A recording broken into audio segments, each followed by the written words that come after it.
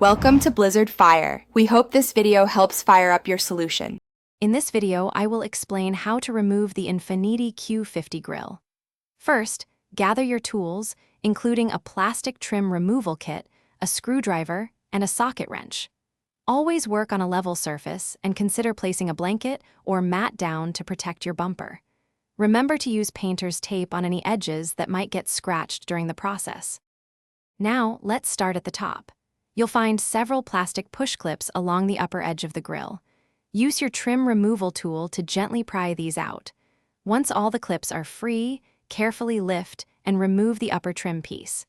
It's a good idea to keep all your removed clips and screws in a small container so nothing gets lost. Next, we need to access the lower fasteners. You'll typically find a few screws along the top edge of the bumper cover, just below where the hood closes. Remove these. Then, carefully and gently pull the bumper cover forward a few inches.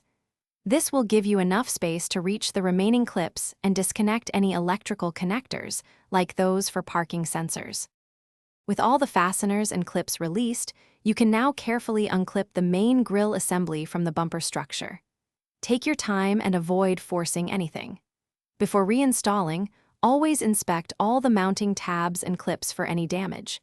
To put everything back together, simply reverse these steps, ensuring all connections are secure for a perfect finish.